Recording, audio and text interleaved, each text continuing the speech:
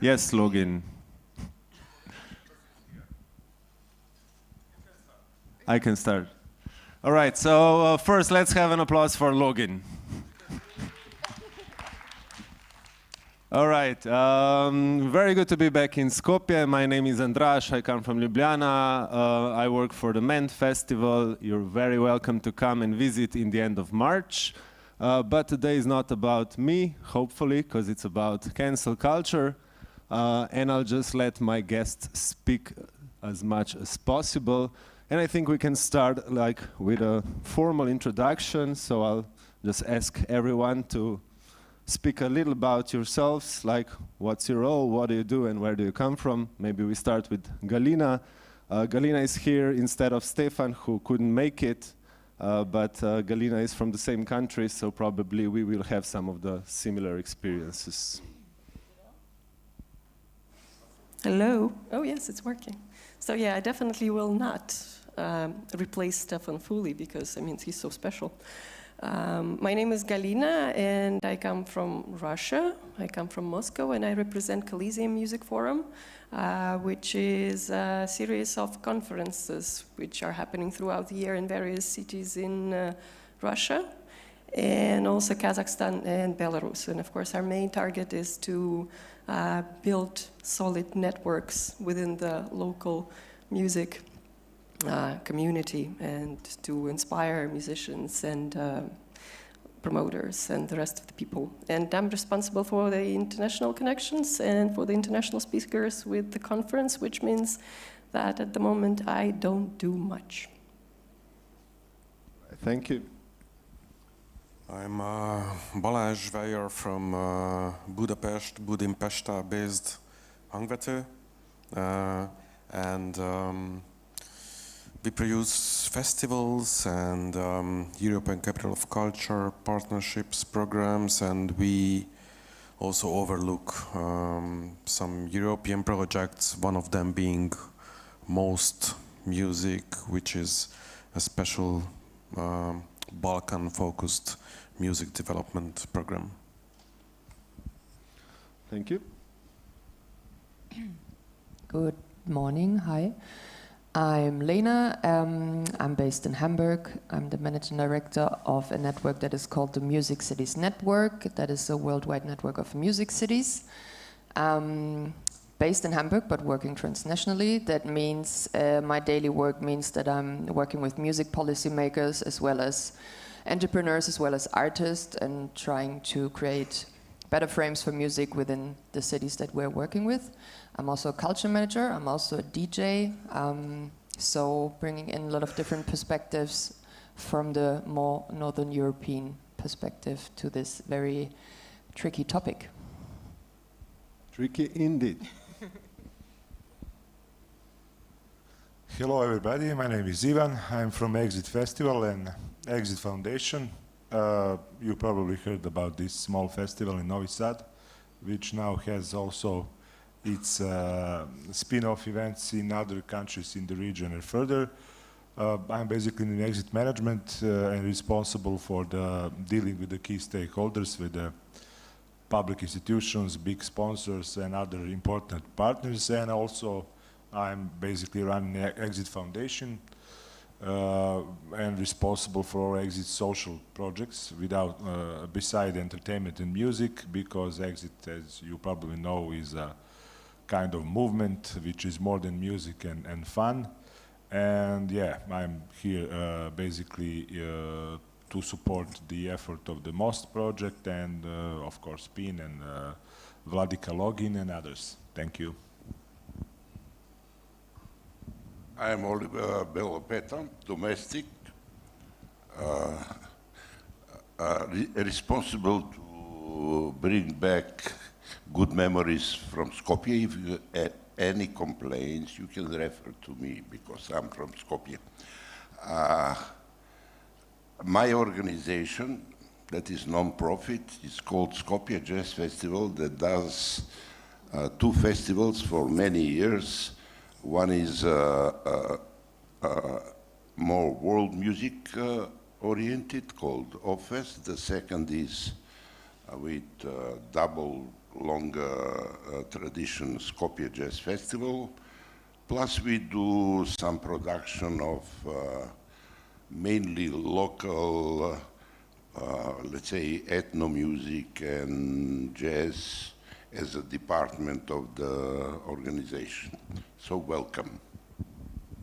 All right, thank you. So now that we know each other, kind of, I think I would like to start with Galina, which is probably the most active topic at the moment. So I would just like to get a sense of like what's going on around you, what's your feeling with cancel culture influencing your work at the moment, and how do you deal with it?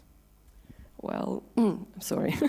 Cancel culture is a term which is very popular in Russia now.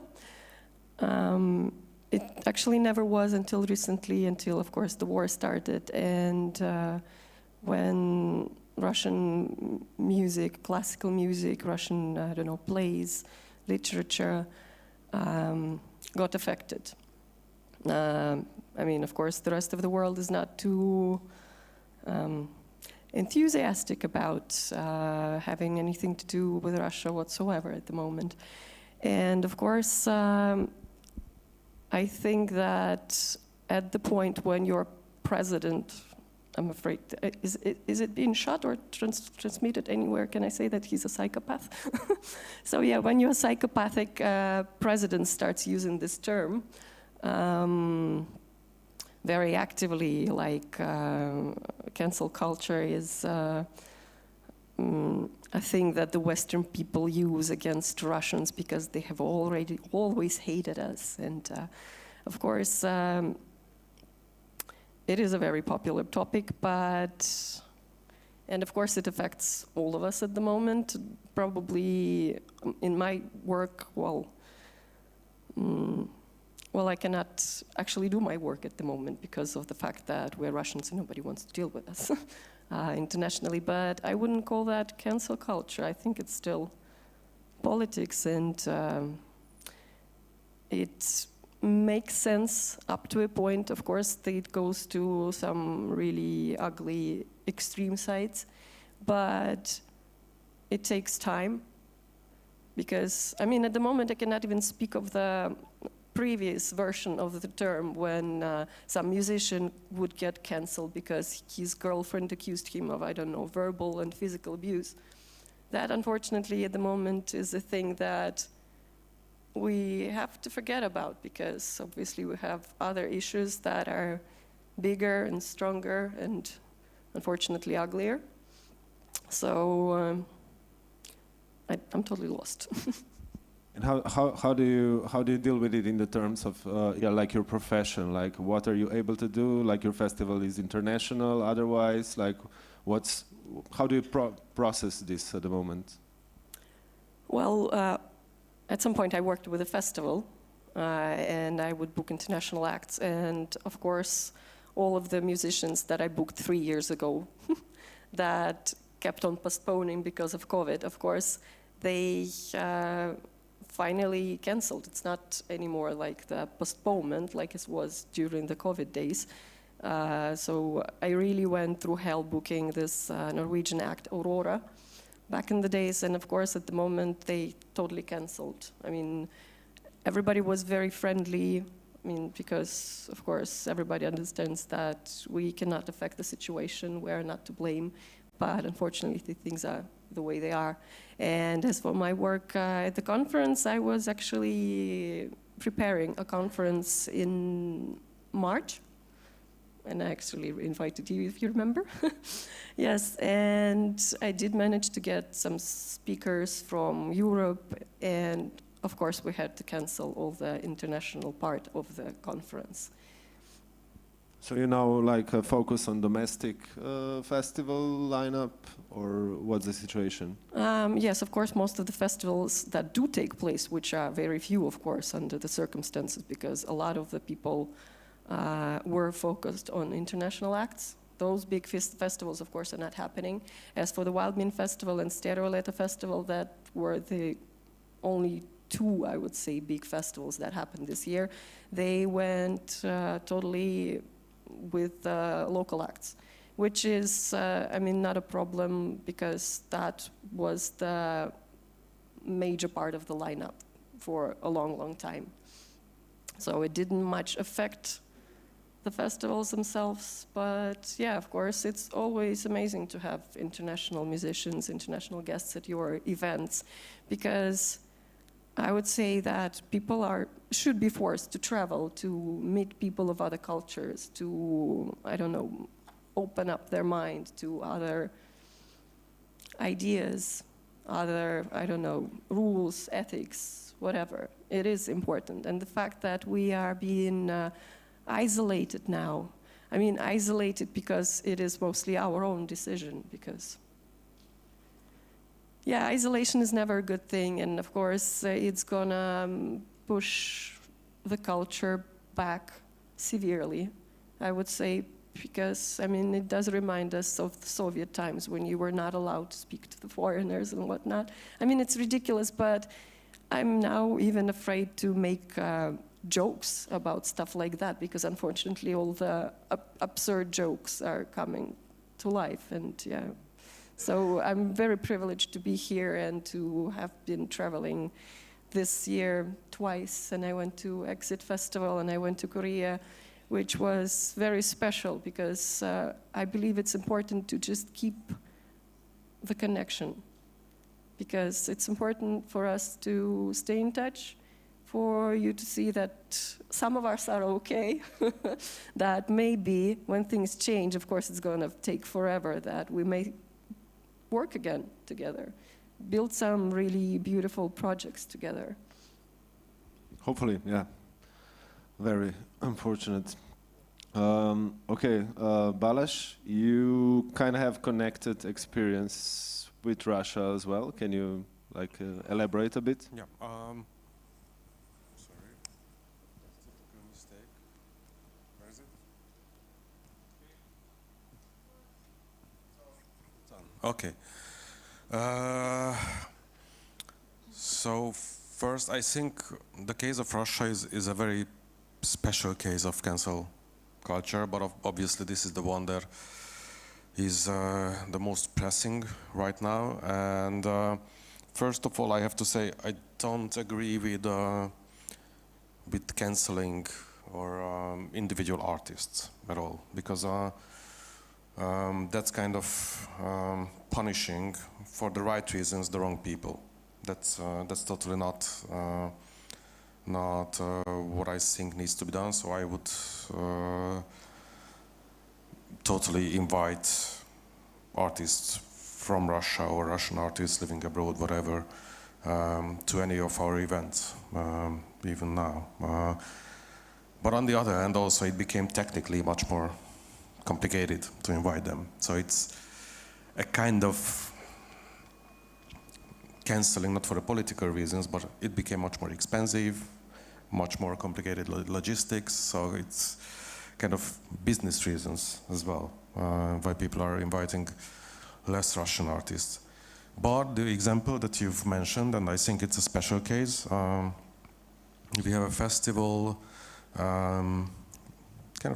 it's a small festival of traditional culture every year, where we focus on a specific region or country every year. And this year, the plan was to focus it on Russia, and that we have cancelled because we saw that even if and it's not about the artists, but having like a Russian focus, like at the festival, everything would have been about, you know, Russian cultural traditions, gastronomy, handicraft, music, films, whatever. That's about much more than the artist. It's about you know, putting the country in the middle. It's like celebrating, embracing the culture of the country, and we saw that it would be a bit too much. The least I could say, it would have been very unfortunate timing this year. So. Well, that's the reason why I don't want to call this actual case cancel culture. Yeah. It's nothing but politics, unfortunately. I mean, you cannot cancel Russian culture in general. I mean, in total. It will never affect Russian literature, Russian classic music. Nothing's going to affect them. And the fact that contemporary musicians cannot travel, well, that's sad, but the time will pass and they will be able to do it. Yeah, so I don't think it's got anything to do with the artists themselves. It's got on the one hand to do, of course, stuff about politics, which matter in culture, of course. I mean, culture has a political context as well, sometimes. It is connected to PR. I mean, what the individual promoters can afford on the communication side and how they can put their decisions into a marketing context, of course. And it does have to do something with budgets, logistics, price of inviting Russian artists right now. But do you still invite them, or currently you have kind of an embargo on it because of everything you mentioned? We don't have an embargo on them. We made this decision with the Russian focus, as I said, but not with the artists. But right now, I don't know if we have any. I don't think we have any plans of inviting artists from Russia. But right now, we are not working on anything that could involve Russia. Okay, thank you. So, Ivan, you invited a Russian artist to one of your festivals, and there was kind of a backlash. Can you explain a bit about it? Yes, basically, what happened this year when this war started, let's say now probably the most well-known Ukrainian band, Kalush Orchestra, basically is now represented by one of the biggest Western agencies, and they basically approached us, can you show solidarity with the artists in war and maybe book them for their own festivals, and we kind of accept that to support like artists in trouble, but that was like before they won the Eurovision. And then after they won, we had our first festival in Croatia, which went well.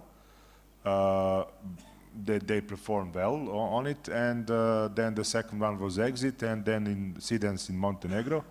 In the meanwhile, they kind of become very radical in terms of supporting war efforts, joining army, and that kind of took a backlash for some people, because we see it, and we as a festival see that music, culture and artists should be above all this division, and they should always promote peace, promote higher values, promote cooperation, because the culture is the biggest bridge making between the nation and peace builder, and that relationship kind of get into the trouble. But the final thing that happened is in Montenegro we had a sea dance festival, and at one point the guys from the band, they started doing on the social media, when they saw that there are some Russian artists on the lineup as well, they literally called for the cleansing of the scene.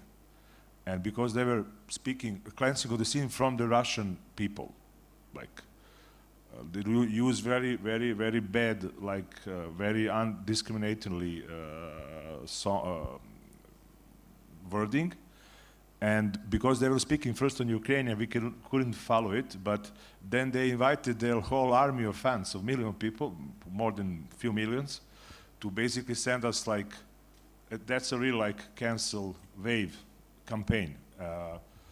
And then we got like this very bad and hate messages from the many of these people, and we were kind of shocked, like what's going on. And then we got translation from all this, and they were thinking like, okay, what to do at this point. And especially the problematic from them was the probably the most famous Russian DJ, the Nina Kravitz, the techno DJ, which is kind of for years coming to all our events, and we have really friendly relationship with her. And we know what is the most tricky part at the beginning of the war, that she publicly go on the social media saying, I pray for peace, and which kind of in today's Russia could get her in the prison because she's living there. So it's a very brave act. And basically what we do, from the beginning we are condemning the war. We are condemning any sort of aggression. We are against any violence that could happen, and we could never justify. We said on our statements like, there is no such a thing as a justified war. And because we are in Serbia, we got so many wars, we understand that very, very, very, very good from all perspectives. And as Exit, we see ourselves as advocate of peace, because we are, after the wars in former Yugoslavia, building these bridges with all our neighboring nations, which we had many conflicts, unfortunately. And then we have this, let's say, cancel campaign after us, and then we figure out that we're gonna just there is no space to neglect the values where you are standing for. So we see this as a solo discrimination only on nationality, race, or sexual orientation, or whatsoever, is a double injustice. So basically we said, and it is rude that you are a host of the band and they want to edit your program. Like that's also something very, but we understand their motives, and we said that we will not cancel anybody just solo on their nationality, sexual orientation, religion, race, or whatsoever. It is against our values, it's against our universal values. And then we do that statement, and then they decided to cancel their performance. And that's how it's all finished. But basically, if you are after some principle and some values, you have to respect them every time. Because that, if you cancel artists just because of the nationality, that's one step from burning books. And we know how that finished 70 years ago or 80. So basically, we are not going to do that. Of course, if that artist is, let's say, promoting war, helping war efforts, we will cancel it immediately. But if not, if you just like ordinary person doing, because we see as artists really like the noble, let's say, call, and you have to really be, if you cannot be in the music, in arts, if you are nationalist, if you are spreading hate, and so. But if you are okay, and we know these artists who are coming that they are really have a good position, then we'll stand for it, basically. And we didn't get much damage from it.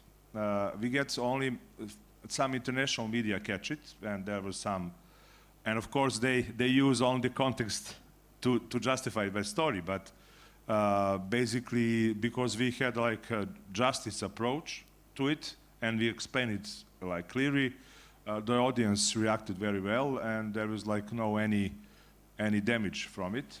And only damage, Ukrainian ambassador in Montenegro basically want to bring all their guests to their shows and all these refugees to be on it. So basically, they are only who suffered in terms that they didn't get some attention. But basically, there are other many examples. But for example, but maybe it's another discussion. What is the difference between like promoting right style, let's say, of behavior, or what is the border between freedom of speech, freedom of choice, and those kind of stuff? But that's not in this case, but that in most others. So it's not always clear what is right or wrong on these cases. But for us as Exit, we pronounced the state of exit more than 20 years ago, after all these conflicts in the Balkans.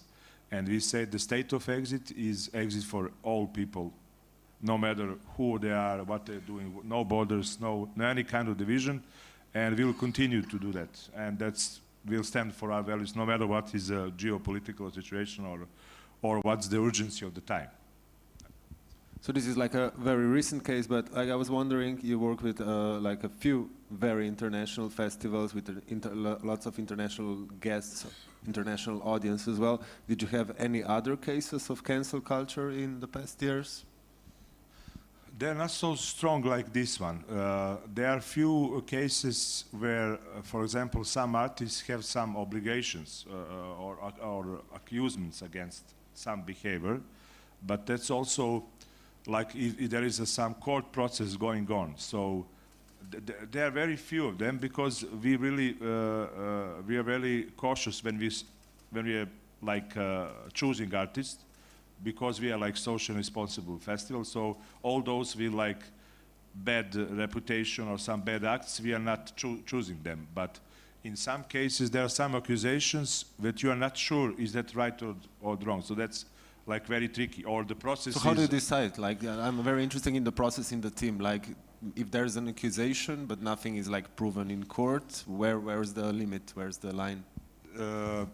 Basically, it's case by case. So we try to get as more info from the manager, from the concert agency, from some media in that country, which probably know the situation better, and then we make a decision to do it or not. But that's mostly of that is on our own responsibility. This was the first time that we had campaign, like people writing so much these hate messages. Fans of the Kalush, which was not nice at all. Basically, they put us in position that we are, you know, they put you in the context of what they see from you, which is not. But in these other cases, I know there are other. For the music industry, I'm telling you, we have many filters before that comes. So only few cases when we decide after we get really more info from it. Okay, thank you. Oliver, thank you for welcoming us to Skopje. Tell us about Macedonian situation and your situation as a promoter of festivals here. Like, did you have any issues with cancel culture influencing your work, or what's happening? Regarding the issue of Russian artists,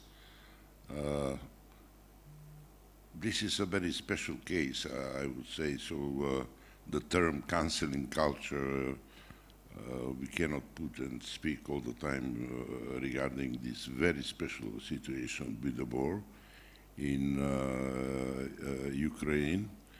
But as you mostly spoke on this example, just I can say how is the situation in Macedonia regarding this.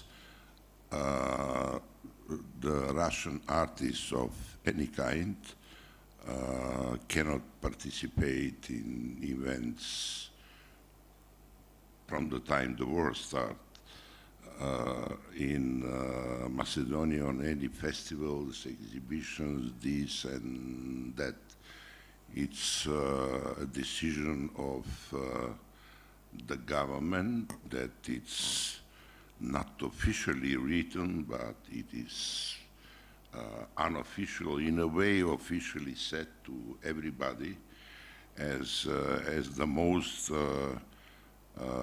music or other cultural events are organized or held in a venues that are state venues, or the events are mostly subsidized either by the central government or local town councils, and so everybody follows this, I would say, instruction. So it's another thing if I agree with this and that, but this is a really very, very special case. Basically myself, nevertheless of the whole situation, I don't agree that in this case the culture from Russia should be cancelled. Even this means not performing basically the music that was done centuries ago. From Russia. But anyway, canceling culture became a very mainstream term, I would say, in let's say 2-3 decades, and we have so many cases from the States elsewhere.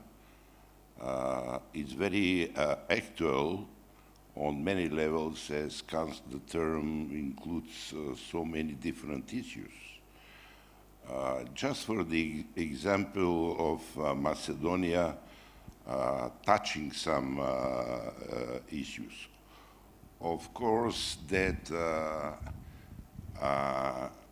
not only my company, but all other companies, login companies, festivals, and so we are absolutely free to make the choice. So there is no that kind of interference or censorship and so and so. Though there are some a couple of, let's say, examples that I was thinking about. For instance, usually I'd like to say, referring to the medias, especially electronic, like TV. TVs are extremely, still very influential. We have, for instance, in comparison with Slovenia, almost some 7-6 times more national licensed TVs. And I usually say the culture is cancelled on the TVs. It's only politics. It was not like that, let's say, 10, 20, 30, 40 years ago. And that's a terrible situation, only politics. And knowing how much the TVs are still influential, radios a little bit less, this is not a good situation. And this I put in this mainstream term, canceling culture. From the other side, we have, of course, in the last decades, the expansion of social medias, internet, of course, Twitter, Instagram, Facebook, and we can speak about a lot of cases of, not only in Macedonia, of canceling culture, the term, and the examples due to this medias and experience. In what terms we'll tell you like this? Of course, Facebook is very influential, Instagram, Twitter as well, and the opinions of high-level public figures, of cultural figures that are different than the ones of the majority of the population, they can have a consequence that some organizers in a culture field will not invite because of their different kind of opinion that is basically free of speech on anything, not inviting them. Another case due to social media is that the artists are free to have their political opinion and their political stance. And a lot of, especially even in music, a lot of young and older bands and so the members, they have some political stance. Some like this party, some are members or followers of the other party. Position, opposition. So if they put frequently, and you can notice from reading them, politically where they stand, what is their own right. From the other sides of political, let's say, stance, they will not agree. And it happens that on some events, at the end, the events who are organized for people who are from, let's say, one political field, they will not invite the acts with different political stance. That is a crazy thing. It has nothing to do, let's say, with music or any kind of artist. And it's same with, let's say, same effect on TVs who are cloning to one party if some, let's say, video spot music comes from the ones who are from the other party. It's not going to be shown, simply. So there are a lot of cases like this, and a movement that is not best, and I think it's happening in some other countries as well, not much in Slovenia. But it ever influenced your event directly? Like in the sense there was an artist you had to cancel because of some public issues that appeared after booking them, or No, we didn't have any such case. Okay. And I will give you answer why. We should know, and we have all the experience, especially as we do a lot of international concerts. Basically, the artists are very open-minded people and very progressive. We know from the rock field, jazz field, world music field, and it's a joy to work with such open-minded. That's nice to hear.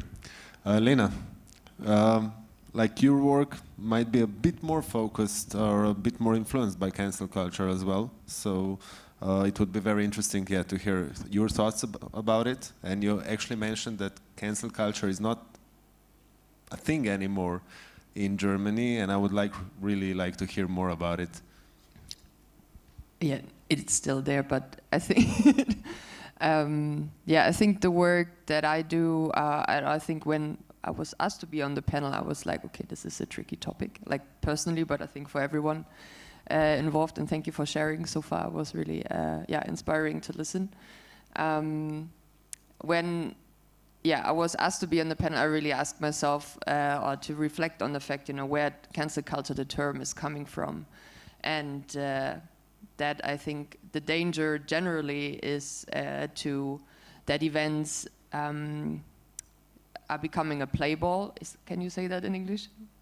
Probably. I guess so. Like in between the different barriers of these conflicts, and becoming kind of the location where political ideas are kind of situated, but in a cultural context. So that I find is generally problematic. The work that we do with the Music Cities Network always focuses on bringing people together, no matter where they are from, and everything that you said as well. I'm resonating a lot with that, because if we're seeing that, then the culture as well as the music industry is a place where all of these things don't matter, and we can actually try to live an example of inclusivity and diversity in the most best case. Of course, there are cases of canceling culture. In Germany, I'm based in Hamburg, but also work a lot with Berlin, and I have a lot of people in all Germany that I'm working with as well. I feel there has been as well a wave of, if we're taking the case of Russia, of artists that have then been cancelled because of the situation. But I'm totally with you as well when talking about the fact that we need to take it case by case, and that culture is the thing that will bring us all together in the end, when hopefully the war situation, everything has stopped very soon. So I feel like, I think when I was talking about this topic or thinking about it, I was kind of solution oriented. How can we deal with these cases? And I wouldn't also never call it I would not like to call it cancel culture, but that's why I said in our little pre-talk is, I think the discussion in Germany is about collective accountability in terms of what is when these cases are happening and how do we deal with it collectively, either in a frame of a festival or in a frame of a city or in a frame of an event that you want to host. So these are things I think we work with the Music Cities Network. When I think about what can I do with my organization that is working transnationally in order to be as inclusive as possible, no matter the political circumstances, or that means we have guidelines, we have a code of conduct. There's something that you talked about. So even for the audience and the people that are sitting here, I think the case needs to be like very singular oriented and taken case by case, and then kind of looking at the artist, because I like to still believe that the music industry or music scene is the place where we can actually create a better society and then go back to reality. Like I agree. Culture should be like and always was like a part of the progress of society. So where do you like in your cases, like where do you see solutions and collective progress in this case? I feel for like specific examples that I have, and that is not only about, canceling culture. Russia is one example, but I think if we're talking about canceling culture in Germany as well, it's also a lot about cases of discrimination, sexual harassment, cases of racist comments or people being violent against other persons. So it's really about, so if we're taking an organization, it's really about being aware about that and also asking ourselves, how do we act in a case of harassment or border transgression, and how do we deal with that? So, and we use the term awareness about for that in Germany a lot. So awareness concepts, awareness ideas. That means the whole team that you're working with, and I feel your festival is a good example as well. Means there is a state of mind of awareness internally, how to deal and how to behave. It's like a guideline, but also that is lived in kind of internally, but also externally with the festival or an event that has been taken on or been taken place. As well as I feel, but it's a small example, to be as inclusive as possible. If I am working with the Music Cities Network and we are having EU-funded projects within the Music Cities Network, as for example a hip-hop exchange project we're doing, if we're putting out an open call, the cities that I'm working with, they are invited or asked to send a super diverse shortlist already of artists that they want to present. So talk backgrounds, gender, age, and everything. But like the question is really, where does the change start? So, and I feel like if I'm running an organization, I can put those frames into place and then give them out, as well as awareness concepts, and then kind of live by a better example and then influence the rest. It goes a bit away from kind of the Russian example as well, but like, it's a big topic as well. Yeah, definitely, Russia is a big topic at the moment, but I wanted to address what you mentioned, like racist comments, sexual harassment. Where do you see this, like if a certain person, like a public person, is cancelled? Are they cancelled forever? Is there a rehabilitation period, or are these people actually dead to the world? What's the idea? The process that I have seen in a couple of kind of left-wingish techno or electronic festivals in Germany is really, it always starts with the person, and it always has to start with the person that is feeling harassed. So that person has the ownership about the opinion, and if that person feels harassed, okay. So, and then if a person gets cancelled, I feel that there have been a lot of cases in Germany now where it's some kind of rehabilitation, that a person that has been harassed was not cancelled completely, but taken into some kind of mentoringship to not cancel the person. Like if it's about sexual harassment and that person also sees the point and is willing to learn, then there have been cases of exchange and also people going into workshops and mentoring sessions and learning and progressing. So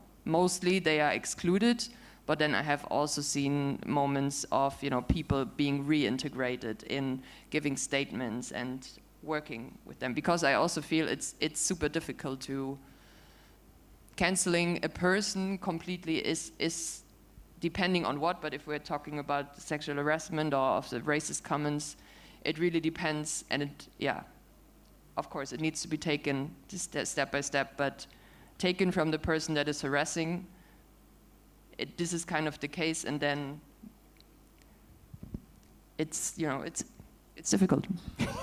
From case to case. From case to case, yeah. Galina, you mentioned like that, like it was very interesting at the start. You mentioned that you didn't really, that you feel that you didn't really deal with cancel culture before in Russia.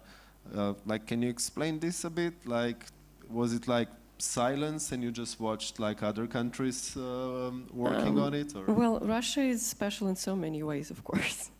And of course, the majority of people are super against cancel culture with all the very popular cases, I don't know, of Johnny Depp and the rest of the people that recently became cancelled. I don't know, like Harvey Weinstein and the rest of the very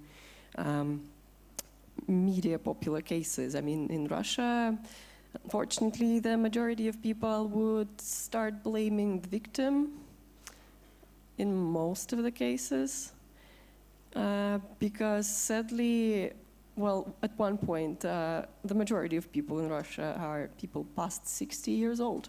So for them, it's pretty tough to comprehend that the moral has been changing and quite radically. So all the new rules of, I don't know, like not commenting on the size of your employee's ass kind of things is something that is absolutely new and very, very not Russian. So I can remember probably only one case of an artist being actually cancelled. In Russia, it was the case of the singer of Pasosh band, when his girlfriend went public with an interview claiming that he physically and psychologically, verbally abused her. And there was a huge scandal, of course, and I was actually surprised to see that he got cancelled. Because usually people start blaming the girl, saying like she just wants publicity, she wants to be popular, she knows that her singing career is not going well, so she's just trying to attract attention. But, well, yeah, I mean, I personally don't think that canceling people if they are jerks is a bad thing. But obviously it is a very, very new concept.